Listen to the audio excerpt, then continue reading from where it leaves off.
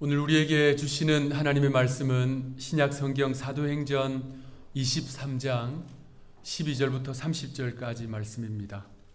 사도행전 23장 12절에서 30절 저와 여러분들이 한 절씩 교독하시고 30절 말씀은 합독하도록 하겠습니다. 날이 새매 유대인들이 당을 지어지지도 아니하겠다 하고 이같이 동맹한 자가 40여 명이더라. 대제사장들과 장로들에게 가서 말하되 우리가 바울을 죽이기 전에는 아무것도 먹지 않기로 굳게 맹세하였으니 이제 너희는 그의 사실을 더 자세히 물어보려는 척하면서 공회와 함께 천부장에게 청하여 바울을 너희에게로 데리고 내려오게 하라. 우리는 그가 가까이 오기 전에 죽이기로 준비하였노라 하더니 바울의 생질이 그들이 매복하여 있다 함을 듣고 와서 영내에 들어가 바울에게 알린지라. 바울이 한 백부장을 청하여 이르되 이 청년을 천부장에게로 인도하라. 그에게 무슨 할 말이 있다 하니 천부장에게로 데리고 가서 이르되 죄수 바울이 나를 불러 이 청년이 당신께 할 말이 있다 하여 데리고 가기를 청하더이다 하매 천부장이 그의 손을 잡고 물러가서 조용히 묻되 내게 할 말이 무엇이냐. 대답하되 유대인들이 공모하기를 그들이 바울에 대하여 더 자세한 것을 묻기 위함이라 하고 내일 그를 데리고 공회로 내려오기를 당신께 청하자 하였으니 당신은 그들의 청함을 따르지 마옵소서. 그들 중에서 바울을 죽이기 전에는 먹지도 않고 마시지도 않기로 맹세한 자 40여 명이 그를 죽이려고 숨어서 지금 다 준비하고 기다리니이다 하니 이에 천부장이 청년을 보내며 경계하되 이 일을 내게 알렸다고 아무에게도 이르지 말라 하고 백부장 둘을 불러 이르되 밤 제3시에 가이사랴까지 갈 보병 200명과 기병 70명과 창병 200명을 준비하라 하고 또 바울을 태워 총독 벨릭스에게로 무사히 보내기 위하여 짐승을 준비하라 명하며 또 이 아래와 같이 편지하니 일렀으되 클라우디오 루시아는 총독 벨릭스 가깝게 문안하나이다.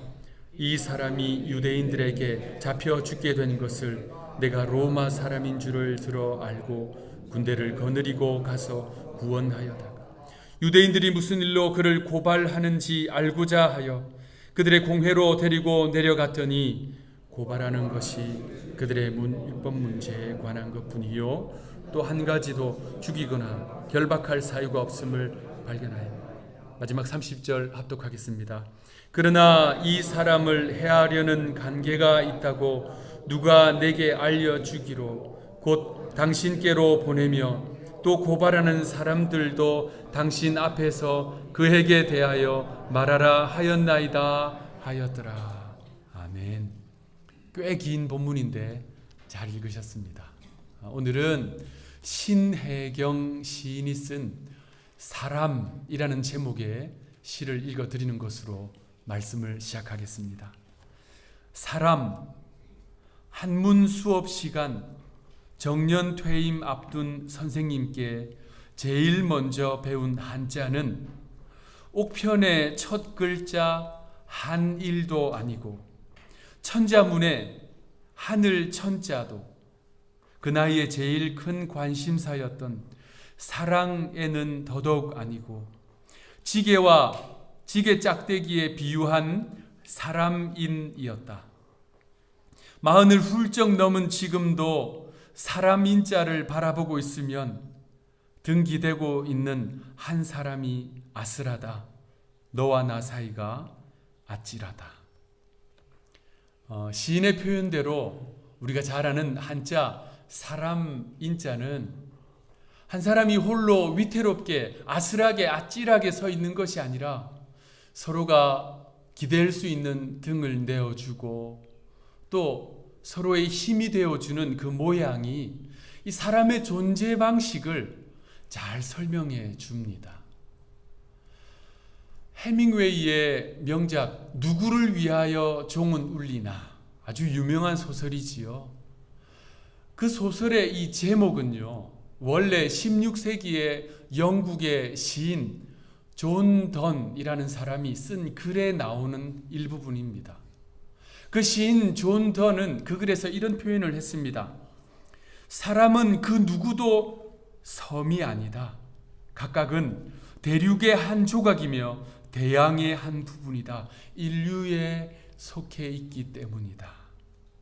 이처럼 이 사람은요, 본질상 홀로 있는 존재가 아니라 함께하는 존재로 살아가는 이유는요, 우리가 그렇게 지음받았기 때문입니다.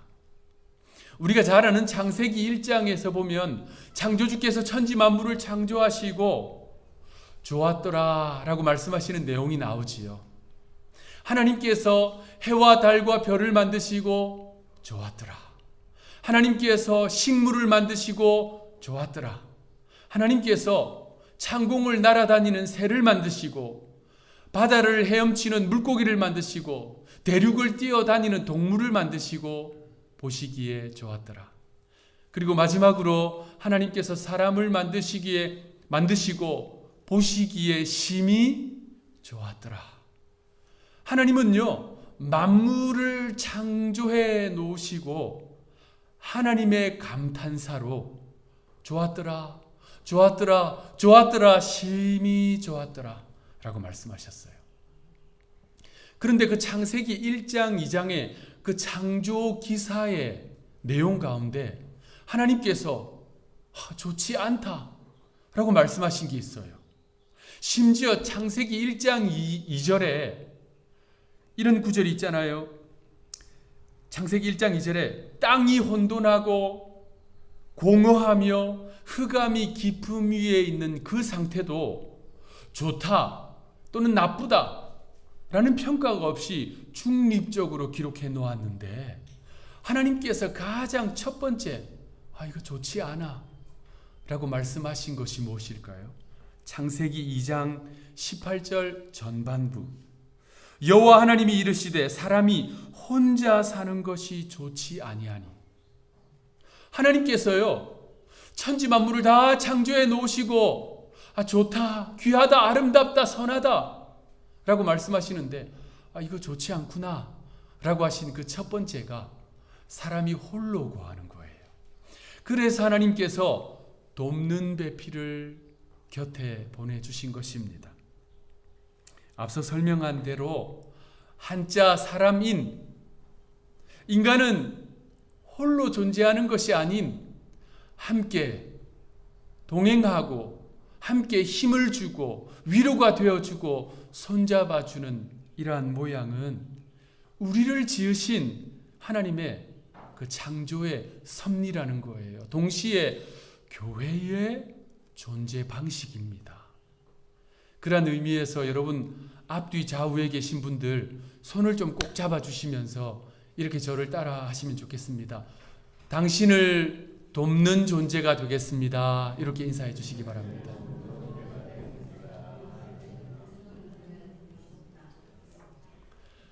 하버드 대학교에서 사회윤리학을 가르친 신학자 하비 콕스 교수가 영성이 무엇인가, 우리 지난주에는 영성에 대한 교수님 모시고 설교를 들었잖아요.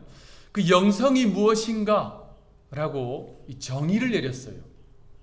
영성이란 의미 있는 관계에 대한 갈망이다 라고 정의를 했습니다. 그러니까 성도가 하나님과 믿음의 관계를 맺어가는데 의미 있는 관계를 맺어가려고 하는 것, 이게 영성이라는 거예요. 마찬가지로 사람과 사람 사이에서 의미 있는 관계를 추구하는 것이 영성이다. 여러분, 여기서 중요한 것이 있습니다. 사람은 모이면 의미를 추구하는데요, 그 방향이 중요해요. 어떤 방향의 의미를 추구하는가? 오늘 설교 제목이 공모와 협력입니다. 이것은 둘 다 사람이 모이면서 발생하는 하나의 방향성이에요.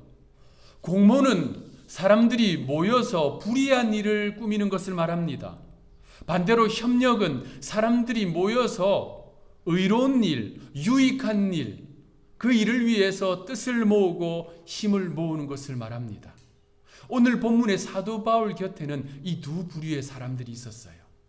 한 부류는 공모하여서 사도 바울을 죽이려고 했습니다. 나머지 한 부류는 협력하여서 사도 바울을 살리려고 하고 있습니다. 오늘은 이 두 부류의 사람들을 살펴보면서 성도를 향한, 교회를 향한 하나님의 뜻을 발견하고자 합니다. 먼저 본문에 나오는 공모자들입니다. 바울이요 사내들인 공회에서 설교를 하는 바람에 큰 소란이 일어났어요. 과격한 유대인들이 사도 바울을 죽이려고 했습니다. 그런데 로마 군인들로 인해서 실패하지요. 바울이 로마 시민권자였기 때문에 로마 군인들이 그를 보호했습니다. 이에 유대인들이 한 단체를 결성하지요. 2주 전에 제가 이 내용을 주일 설교에 다루었습니다. 여러분들 다 기억하시지요? 여러분들 눈빛을 보면 절반은 그 내용 알아 하시고 나머지 절반은 난생 처음 듣는다 이런 눈빛을 보이시는데, 그들이 결성한 단체는 일명 바울 암살단이었지요. 그들의 목표는 분명했고 각오는 대단했습니다. 사도 바울을 죽이기 전에는 먹지도 마시지도 않겠다. 이 뜻에 함께하는 사람들이 40여 명이나 되었어요. 오늘 본문 사도행전 23장 12절 13절 날이 새매 유대인들이 당을 지어 맹세하되 바울을 죽이기 전에는 먹지도 아니하고 마시지도 아니하겠다 하고 이같이 동맹한 자가 40여 명이더라. 그들은 모였어요. 동맹했어요. 맹세했어요. 서약까지 했습니다. 그리고 그들은요, 이 뜻을 구체적으로 실행하기 위해서 유대 종교 지도자들과 함께 공모합니다. 그 공모의 내용이 오늘 본문 15절입니다. 이제 너희는 그의 사실을 더 자세히 물어보려는 척하면서 공회와 함께 천부장에게 청하여 바울을 너희에게로 데리고 내려오게 하라. 우리는 그가 가까이 오기 전에 죽이기로 준비하였노라 하더니. 자, 이 40여 명의 바울 살해를 계획하고 있는 사람들이 유대 종교 지도자들과 공모하는 겁니다. 그 내용은 이 사내들인 공회가 공식적으로, 사내들인 공회는 공식적 기관이잖아요. 공식적으로 천부장에게 찾아가서 요구하라는 것입니다. 바울을 좀 더 추가로 신문해야 하니 보내달라. 지금 바울은 이전에 있었던 그 소동 때문에 로마 군사 진영 안에 있거든요. 그래서 그가 그 진영에서 사내들인 공회로 이동하는 그 가운데 그 길에 40여 명이 무장하고 매복해 있다가 급습해서 죽이겠다는 것입니다. 그들은 그러한 불의한 공모를 했습니다. 우리가 주일에 지금 사도행전을 쭉 살펴보고 있잖아요. 사도행전을 보면 이 유대인들은 반복적으로 바울을 죽이기 위해서 공모했다는 사실을 알 수 있습니다. 사도행전 9장, 바울이 이제 막 다메섹 도상에서 회심을 했어요. 다메섹 도성으로 이 예수 믿는 사람들을 체포하기 위해 가다가 부활하신 예수님을 만났습니다. 그의 인생이 180도로 바뀌었어요. 그리고 그는 다메섹 도성으로 갑니다. 예수 믿는 사람 잡으러 간 게 아니고요, 복음 전하러 그곳으로 갔어요. 그곳에서 며칠간 바울이 복음을 전하자 이 도성에 소동이 일어났습니다. 그래서 사도행전 9장 23절 여러 날이 지남에 유대인들이 사울 죽이기를 공모하더니, 아직 바울로 이름 바뀌기 전이거든요. 그들이 공모했어요. 저거 놔두면 안 되겠다. 죽여야겠다. 그리고 사도행전 20장, 사도 바울의 3차 전도 여행 끝날 즈음이거든요.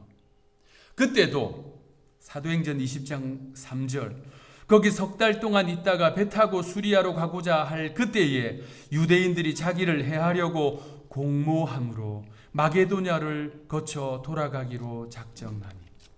또 공모한 거예요. 어떻게 바울을 죽일까.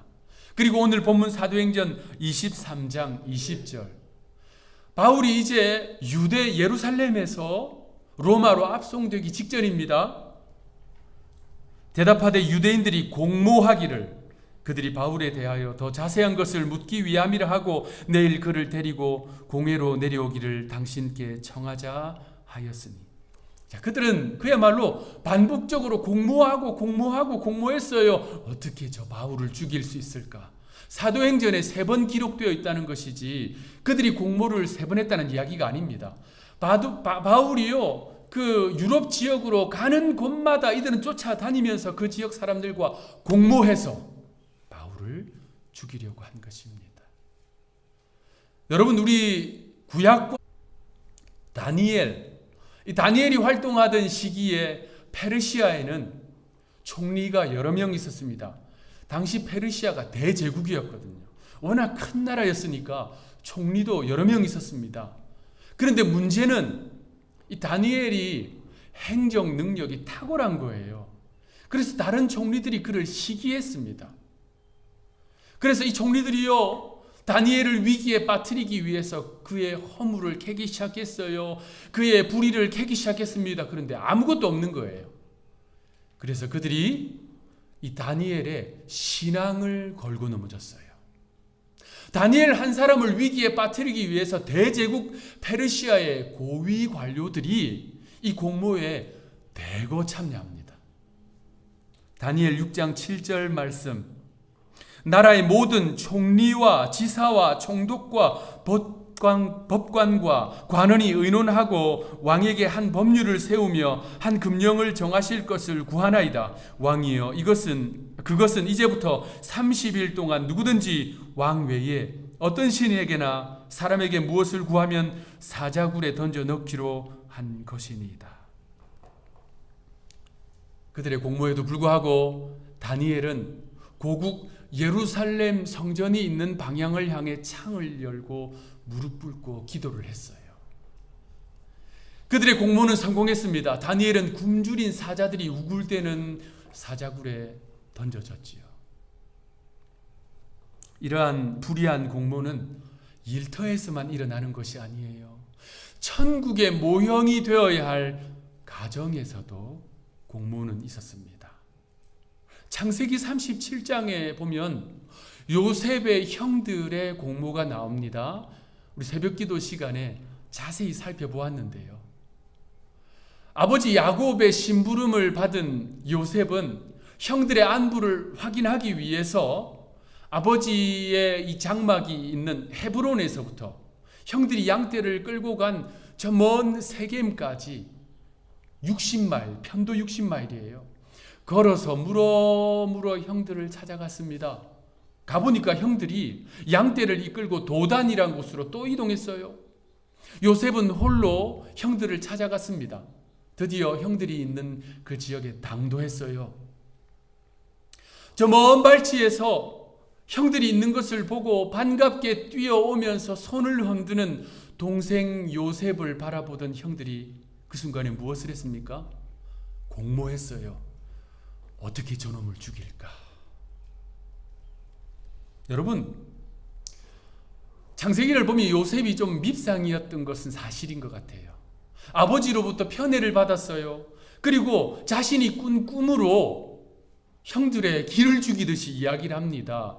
밉상 맞아요. 그런데 그렇다고 동생을 죽일 일은 아니잖아요. 그들은 이렇게 공모합니다. 창세기 37장 20절.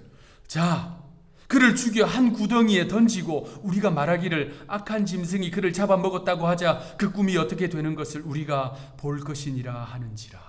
이 한 구절에 우리가라는 표현이 반복돼요. 뜻을 모았다는 것입니다. 요셉 죽이기로. 그들의 그 공모의 결과, 이 가정에는 장장 20년 동안 큰 상처와 아픔이 자리 잡게 됩니다. 자, 그렇다면 여러분, 믿음의 사람들, 하나님의 사람들에게는 이 공모의 죄가 피해갈까요? 다윗을 보면 그렇지 않은 것 같습니다. 성군이라고 추앙받는 다윗, 그도 공모의 죄를 피해가지 못했습니다. 다윗은 밧세바를 범한 죄를 감추기 위해서 수차례 공모를 합니다. 그런데 번번이 실패해요. 왜냐하면 이 밧세바의 남편인 우리아가 너무나도 충직한 장수였거든요. 결국 다윗은 우리아를 죽이기로 결정합니다. 그래서 자신과 군대 장관 요압과 또 다른 장수들과 함께 공모합니다. 그 공모의 내용이 성경에 그대로 나와요. 사무엘하 11장 14절 15절. 아침이 되매 다윗이 편지를 써서 우리아의 손에 들려 요압에게 보내니 그 편지에 써서 이르기를 너희가 우리아를 맹렬한 싸움에 앞세워 두고 너희는 뒤로 물러가서 그로 맞아 죽게 하라 하였더니, 그들의 이 악한 공모대로 우리아는 적진 깊숙한 곳에 홀로 들어가서 그곳에서 전사하고 맙니다. 그런데 여러분, 하나님이 이것을 간과하셨을까요? 하나님은 선지자 나단을 다윗에게 보내세요. 강력하게 책망하십니다. 그리고 그것이 끝이 아니었어요. 다윗 개인의 삶과 그 가정, 그 왕족, 그리고 이스라엘 나라 전체에 큰 재앙이 임합니다. 우리 예수님께서 십자가에 달려 돌아가시는 그 과정을 쭉 살펴보면요, 복음서를 보면 구석구석에 공모의 흔적이 있다는 것을 알 수 있습니다. 먼저 가룟 유다가 유대 종교 지도자들과 공모했습니다. 그는요, 대제사장들, 서기관들, 성전 경비대장들을 찾아가서 직접 만나서 그들과 공모합니다. 그 공모의 내용을 복음서는 이렇게 말씀해요. 예수님을 넘겨줄 방도를 의논했다. 그들과 함께 공모한 거예요. 악한 일을 꾸민 것입니다. 가룟 유다는 감람산에서 피땀 흘려 기도하시는 예수님께 찾아가서 입맞춤으로 공모를 실행했고, 주님은 군병들에게 체포되셨잖아요. 자, 그렇게 체포되신 주님께서 십자가형에 달리시는 것은 당시 두 정치 지도자의 결정이 필요했습니다. 유대 분봉왕 헤롯과 로마로부터 파송된 총독 빌라도, 이 두 사람의 결정이 필요했어요. 그런데 로마의 역사를 보면 당시 이 사람들은요, 원수지간이었습니다. 왜냐하면 이 빌라도가 성전 학살 사건을 일으켰거든요. 그 당시 성전에서 소란을 일으키는 사람들을 제압한다는 명목으로 빌라도가 저 갈릴리에서 온 사람들을 학살해요. 그런데 문제는 이 당시 갈릴리는 분봉왕 헤롯의 통치 지역이었어요. 그래서 헤롯이 이것을 빌라도에게 문제를 삼습니다. 물론 헤롯이 갈릴리 사람들 사랑하고 아끼고 보호하는 마음으로 그랬던 것은 아닙니다. 자신의 이 권한의 침해를 받았다고 여기기 때문입니다. 그래서 역사를 보면요, 이 두 사람이 충돌해요. 그때부터 이 두 사람은 원수지간으로 지냈습니다. 그런데 예수님을 십자가에 못 박는 일에 있어서 이들은 뜻을 합합니다. 공모합니다. 이 사실에 대해서 누가복음 23장 12절 성경은 이렇게 보도합니다. 헤롯과 빌라도가 전에는 원수였으나 당일에는 서로 친구가 되니라. 예수님을 십자가 못 박아 죽이는 그 일에, 악한 일에 그들은 철저히 공모했습니다. 자, 문제는 이러한 공모가 교회 밖 세상에서만 일어나면 좋겠는데 교회 안에서도 일어난다는 것입니다. 그 내용이 사도행전 5장에 나와요. 바로 아나니아와 삽비라의 공모입니다. 여러분, 이들은 불신자가 아니었어요. 초대 예루살렘 교회에서 그 이름이 자세히 드러날 정도로 교회에서 이름난 성도였어요. 유력한 성도였다는 말입니다. 그런데 그들이 공모했어요. 그 사실에 대해서 하나님은 베드로를 통해서 강력하게 책망하십니다. 사도행전 5장 9절 말씀 전반부, 베드로가 이르되 너희가 어찌 함께 꾀하여 주의 영을 시험하려 하느냐. 자, 이 말씀은요, 아나니아와 삽비라 두 사람 중에 한 사람만 하나님의 성령을 시험하려고 했던 것이 아니라 두 사람이 공모했다는 거예요. 뜻을 합했다는 것입니다. 여기서 아주 인상적인 표현이 있습니다. 함께 꾀하여. 우리 성경에 이렇게 표현되어 있는데 헬라어 원래 단어가 뭐냐면요, 쉬네포네데. 한번 따라합시다. 쉬네포네데. 이 쉬네포네데라는 단어가 쓰여졌는데 여기서 여러분 잘 아시는 심포니라는 단어가 나왔어요. 심포니가 뭡니까? 음악에서 함께 연주하면서 아름다운 선율을 만들어내는 아주 좋은 일 아닙니까? 그런데 그들도 심포니를 했어요. 불의한 일을 이루어가는데, 공모하는데 결국 그들은 돌이킬 수 없는 안타까운 결과를 맞이하고 말았습니다. 그런가 하면 오늘 본문에 보니까 바울 곁에는 협력하는 사람이 있었다는 것입니다. 이것이 소망입니다. 그들은 협력해서 바울을 살리려고 애씁니다. 오늘 본문에 보니까 바울의 생질이 유대 종교 지도자들을 중심으로 세운 이 바울 살해 계획을 알게 되었다라고 기록하고 있어요. 오늘 본문 사도행전 23장 16절, 바울의 생질이 그들이 매복하여 있다함을 듣고 와서 영내에 들어가 바울에게 알린지라. 성경 전체에 사도 바울의 가족 관계를 표현한 유일한 구절이에요. 바울의 생질이라는 말은 바울의 조카지요. 생질이 조카라는 말이지 않습니까? 좀 더 정확하게 말하면 바울의 누이의 아들이에요. 바울의 여동생인지 바울의 누나인지는 알 수 없지만 그 아들이었어요. 그런데 그가 당시에 예루살렘에 있었습니다. 자, 여러분 한번 생각해 보십시오. 유대 종교 지도자들을 중심으로 세운 바울 살해 계획, 이것은요 두말할 나위도 없이 1급 비밀이에요. 왜냐하면 그들이 호송되고 있는 사도 바울을 죽이려고 하면, 급습하면 이 호송하고 있는 로마 군사들과 충돌이 불가피하잖아요. 그들과 싸울 수밖에 없습니다. 더군다나 바울은 로마 시민권자잖아요. 그러니까 이러한 공격이 이루어지는 것은 로마 제국의 입장에서는 반역인 것입니다. 고대 로마 역사를 보면 반역자는 매우 엄벌에 처했어요. 정치범들, 반역자들은 거의 다 죽였습니다. 그러한 리스크를 안고 유대 종교 지도자들이 이 일을 실행하려고 하니 이것을 얼마나 철저하게 비밀에 붙였겠습니까? 그러한 1급 비밀을 누가 알고 있냐면 바울의 조카가 알고 있다는 거예요. 더군다나 오늘 본문을 보면 그 바울의 조카가 바울을 만나기 위해서 로마 군 진영에 자유롭게 드나듭니다. 그러니까 이런 것으로 봐서 당시 이 조카는 유대 사회에서 상당한 위치에 있던 사람이다라고 충분히 예상할 수 있어요. 자, 그런 그가 천부장을 만났습니다. 그리고 천부장에게 그 모든 이야기를 들려줍니다. 이 두 사람은 협력해요. 그리고 바울을 살릴 길을 모색합니다. 천부장은 사도 바울을 그들의 요구대로 사내들인 공회로 보내지 않고 오히려 총독에게 보냅니다. 그리고 그 보내는 길 동안에 로마의 정예부대 수백 명을 바울을 호위하게 만듭니다.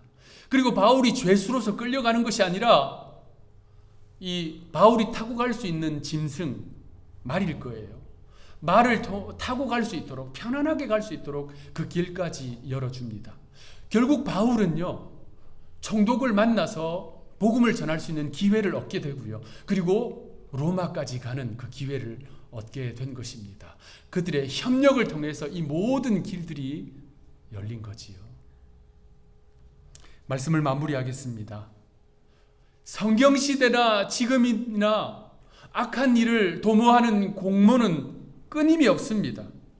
그래서 시편 1편 1절은 우리에게 이렇게 강력하게 말씀하세요. 복 있는 사람은, 성도는, 하나님의 백성들은 악인들의 꾀를 따르지 아니하며 죄인들의 길에 서지 아니하며 오만한 자들의 자리에 앉지 아니하고.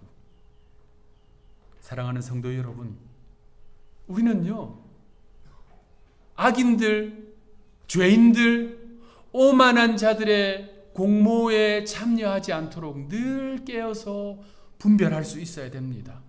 앞서 살펴본 대로 이런 불의한 공모는 언제든지 어디서든지 발생할 수 있기 때문입니다.